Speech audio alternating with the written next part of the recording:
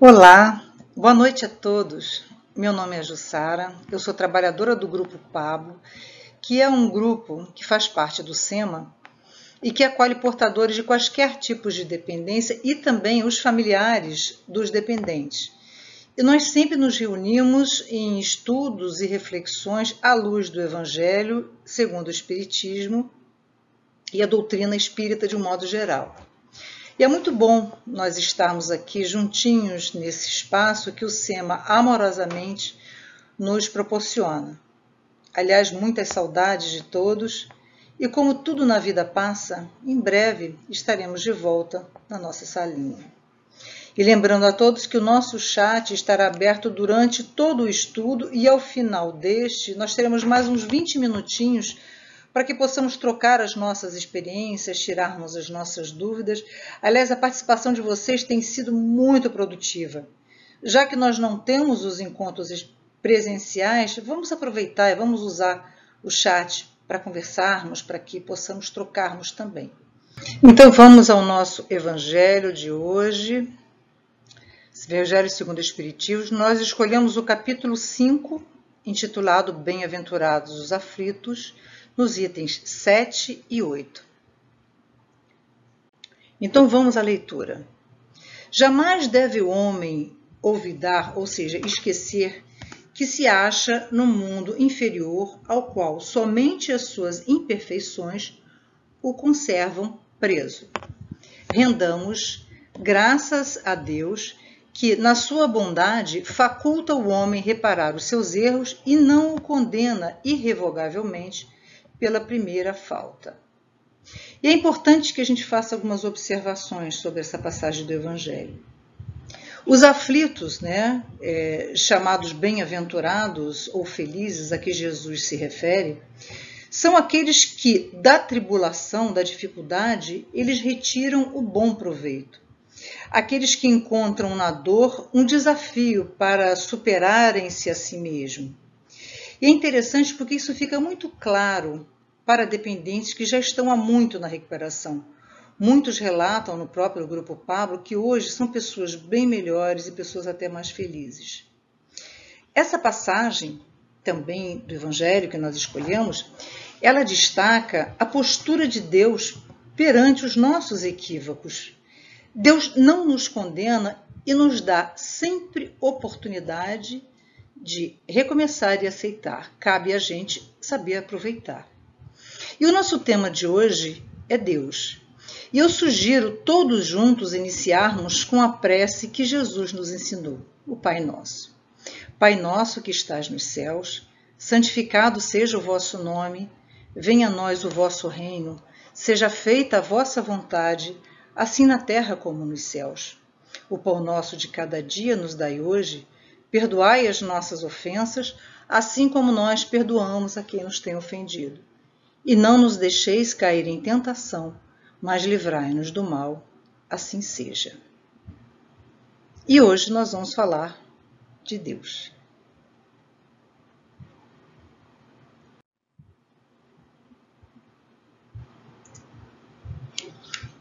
Deus. É muito agradável falar sobre Deus. Porém, é muito difícil definir Deus, porque nós somos muito limitados para poder compreendê-los. Para poder compreender o Livro dos Espíritos e toda a literatura espírita o define como uma inteligência suprema, amor, o Criador de todas as coisas. Portanto, não há nada sem Deus e não há vida sem Deus. Percebam, todos nós admiramos uma pessoa inteligente ou uma obra de alguém inteligente, alguma criatividade. A gente sempre admira, né? Só que nós não temos a menor noção do que seja uma inteligência suprema. E muito menos nós fazemos ideias de como Deus cria. E como que a gente vai iniciar esse estudo para falar de Deus diante de tanta dificuldade, não é verdade? A literatura espírita nos ajuda muito a entender, ou pelo menos um pouco. Leon Denis, na obra O Grande Enigma, ele sugere que é melhor procurar sentir Deus do que tentar entender Deus, diz Leon Denis. Há coisas que de tão profundas só se sentem não se descrevem. Há coisas que de tão profundas só se sentem, não se descrevem. E sabemos, pelo menos pela espiritualidade, que Deus é amor. Então nós vamos tentar falar um pouco do caminho a percorrer para sentir Deus. Agora só está faltando uma coisinha nesse slide, né? Nós sempre apresentamos os nossos slides trazendo que nos ajudem a interpretar as nossas reflexões, as reflexões propostas nos nossos estudos. Assim como definir Deus para a gente é limitado, igualmente é muito difícil trazer uma imagem que possa retratar Deus, que uma vez que nós estamos no mundo das formas, no mundo das figuras, da matéria, e Deus é imaterial. Então, nós trouxemos aqui uma figura que despertasse em nós o sentir Deus, conforme propõe Leon Denis. E aí nós encontramos esse afresco medieval, né, que simboliza Deus através da mão. Da mão que salva, da mão que ergue, da mão que segura, dando-nos o quê? Um sentimento de segurança, de confiança. É aquela mão que pega na nossa mão para nos levar a um porto seguro. Vamos olhar para essa figura e, através dela, sentir a confiança, retratada aqui talvez simbolizada por uma mão. Sentir a força capaz de nos retirar até mesmo de um fundo de poço.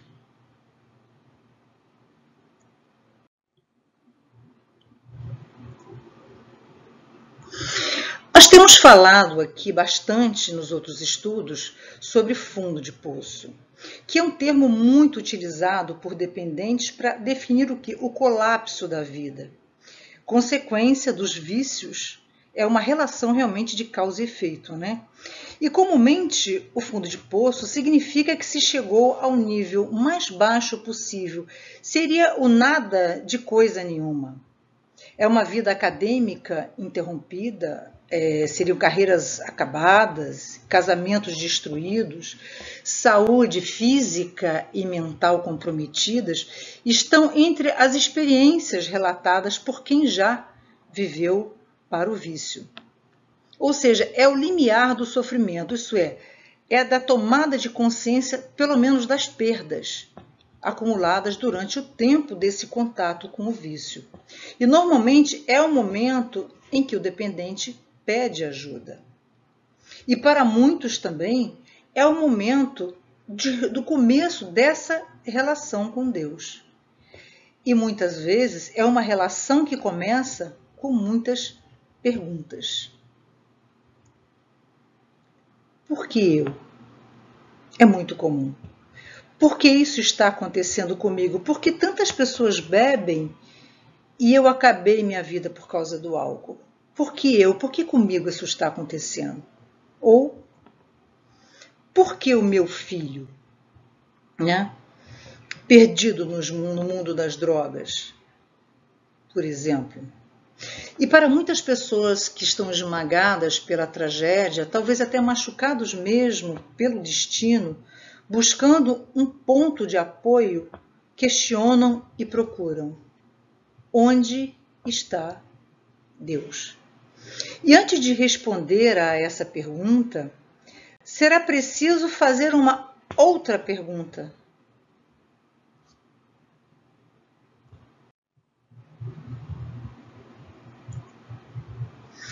Onde você está? Ou seja, antes de perguntar onde está Deus, onde eu estou? É um mergulho, essa pergunta pede um mergulho dentro de si, né? Porque não se trata de um lugar específico, né? No caso da dependência, no mundo ilusório das dependências. E por que ilusório? Porque depender até exaustão de pessoas, de coisas, de comportamentos, de substâncias, não está na lei da vida. É uma criação humana e não divina. E onde nasce essa ilusão? Na realidade, todos nós procuramos a felicidade e a paz. E a dependência, ela pode ser um erro de cálculo na busca dessa felicidade, dessa paz, desse alívio, né? E o dependente, ele não quer deliberadamente se destruir, mas por não encontrar dentro de si mesmo forças para lutar e vencer os desafios naturais da vida, procuram nos seus objetos de compulsão o refúgio, portanto, no mundo material. A dependência é um desvio da rota dos caminhos para a felicidade, né? E nos esclarecem os espíritos.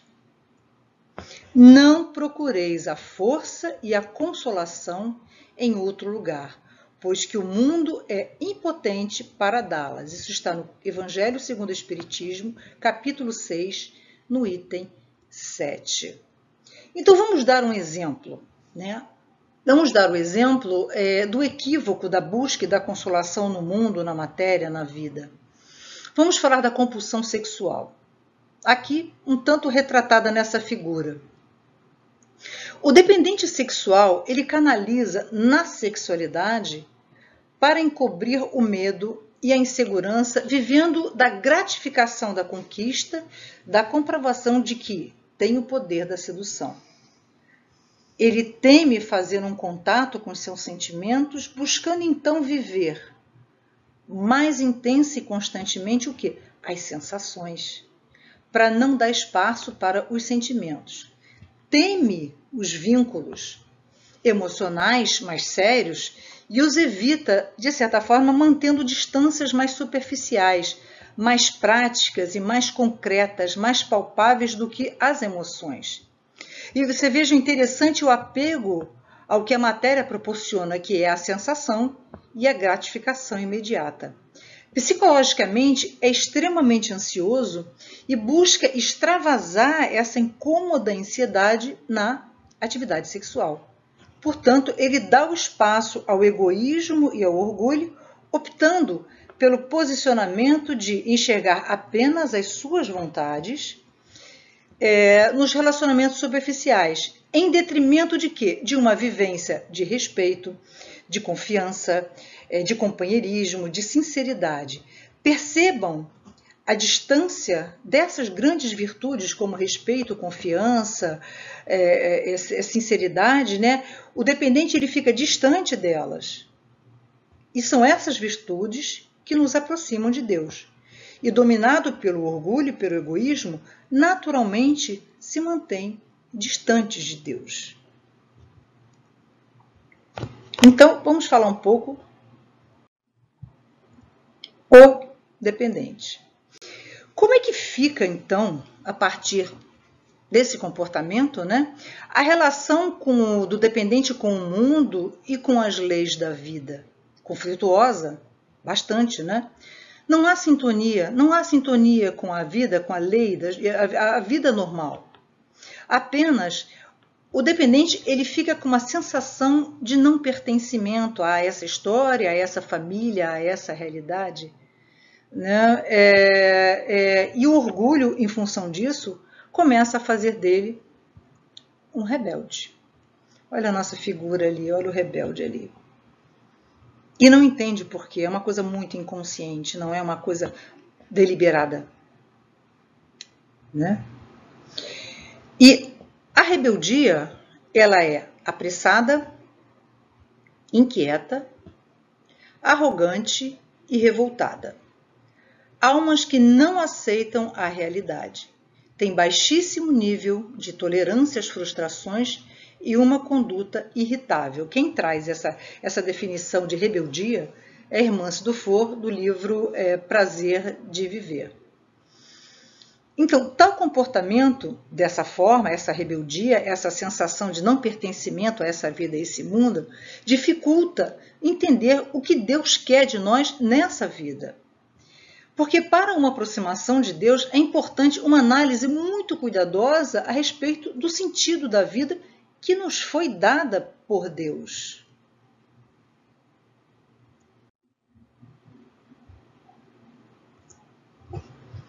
Onde Deus te colocou?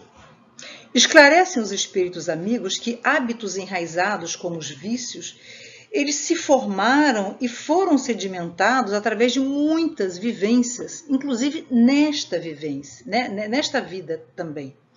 E hoje, Deus nos localiza exatamente onde temos a chance de nos libertarmos das amarras do próprio passado, dos próprios erros do passado. Então, vem mais uma vez os Espíritos nos esclarecerem no Livro dos Espíritos, questão 712. Quis Deus também experimentar o homem por meio da tentação, que o arrasta para o abuso de que deve a razão defendê-lo.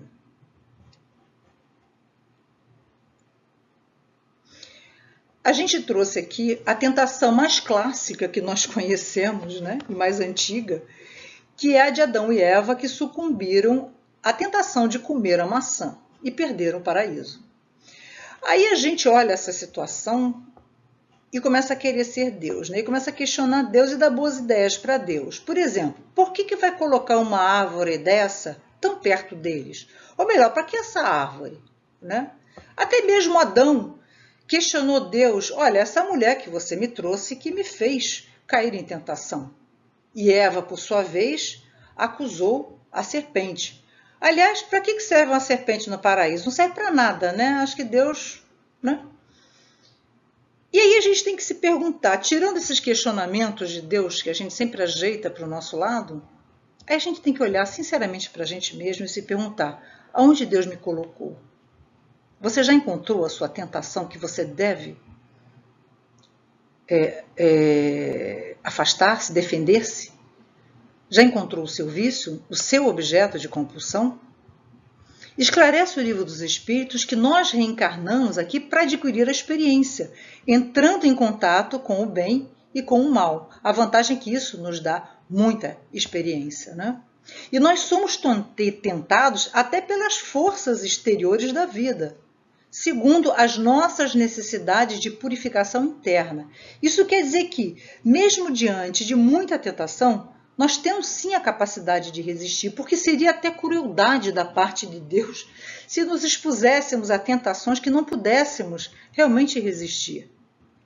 Agora, quando nós caímos em tentação, é que nós abrigamos os próprios conselhos, ainda que o mal venha do exterior, como no caso de Adão e Eva, ainda que o mal venha da serpente, venha da árvore, venha da maçã, né? Somente esse mal vai se concretizar e perseverar se nos afinizarmos com ele na intimidade do coração. E será que Deus joga a gente nesse paraíso à própria sorte? Será que nós estamos sozinhos enfrentando os nossos fantasmas do passado?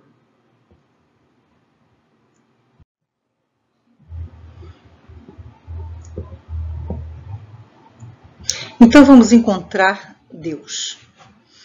Olha essa figura belíssima, né? Gostosa, a gente como se fosse uma criança sofrida, sendo carregado pelas mãos de Deus.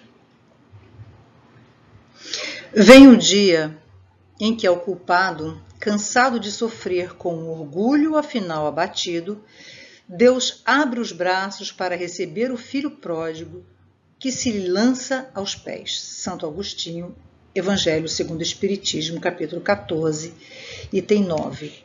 E o orgulho ele será realmente abatido quando diluirmos racionalmente a culpa, porque fragilidades e imperfeições são ocorrências naturais do nosso patamar evolutivo.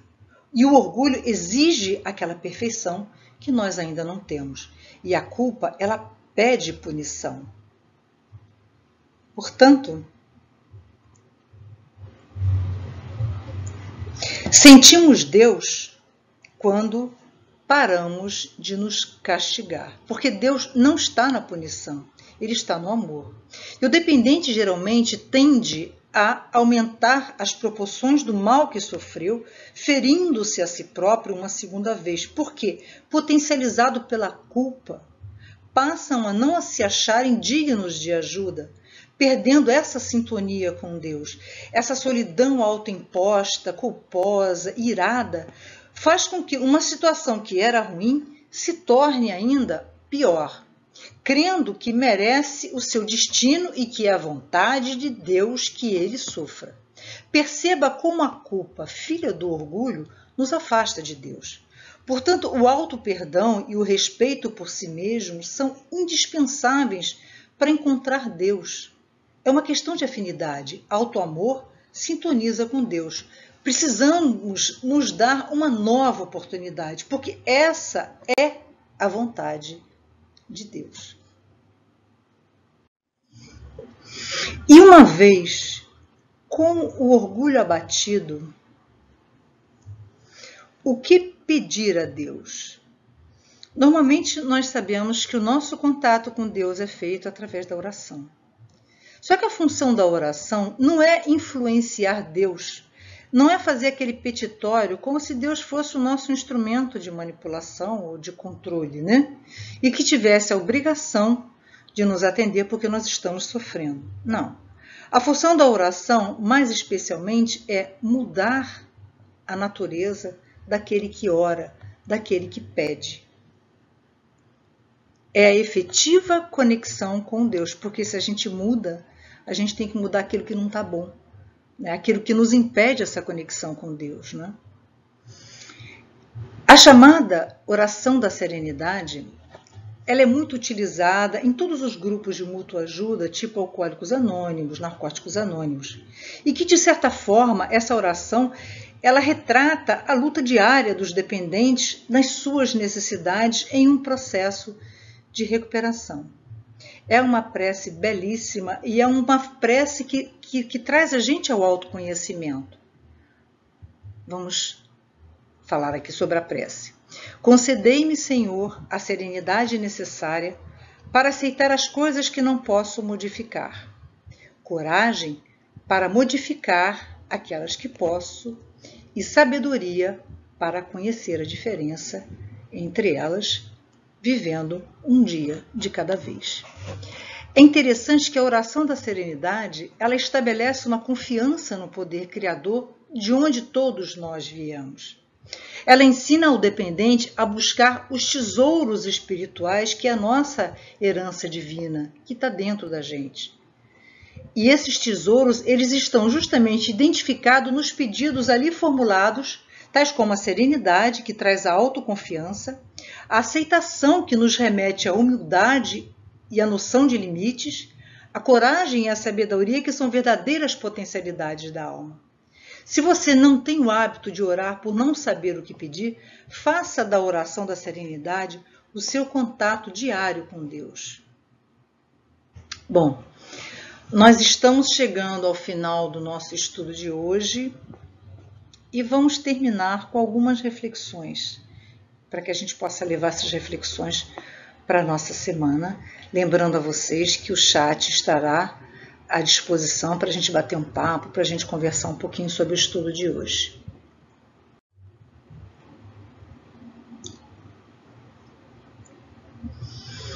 Me encontro onde minhas escolhas me levam. Navego constantemente por paisagens diversas. Vivo o resultado do que se passa dentro de mim. Sou uma mistura de acertos e equívocos. A fé se desenvolve ou se dissolve dentro de mim. Sinto Deus em mim na medida em que sinto a mim mesmo. Para crer em algo, eu preciso crer em mim. Para vislumbrar o divino, necessito me amar. E conquisto o mundo, conquistando o meu mundo interior. Grupo Pablo. Então vamos todos nós agora, depois desse estudo, vamos rezar um Pai Nosso. Pai nosso que estás nos céus, santificado seja o vosso nome, venha a nós o vosso reino, seja feita a vossa vontade, assim na terra como no céu. O pão nosso de cada dia nos dai hoje, perdoai as nossas ofensas, assim como nós perdoamos aqueles que nos têm ofendido. E não nos deixeis cair em tentação, mas livrai-nos do mal. Assim seja, graças a Deus.